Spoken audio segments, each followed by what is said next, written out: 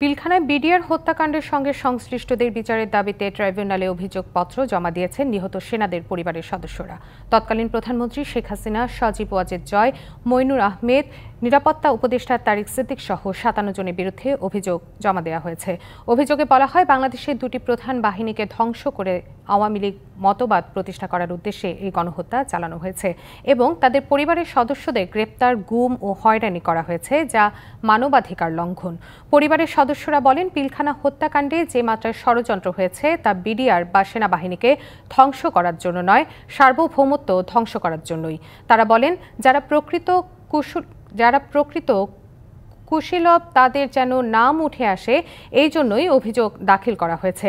এই পরিকল্পিত হত্যাকাণ্ডের পুনঃ তদন্তের দাবি সেনার পরিবারদের।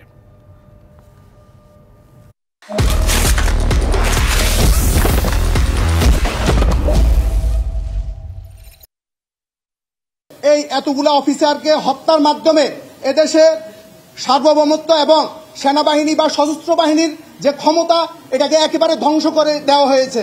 তারা বাংলাদেশকে ভালোবাসতো, বাইরের শত্রু থেকে দেশকে রক্ষা করত, আর ওদের ষড়যন্ত্রে আমার বাবা এবং মা এবং বাকি সব অফিসার এটা শিকার। আমরা আজকে অভিযোগ দায়ের করছি এবং আমরা আশাবাদী যে আমরা এর সঠিক বিচার পাবো।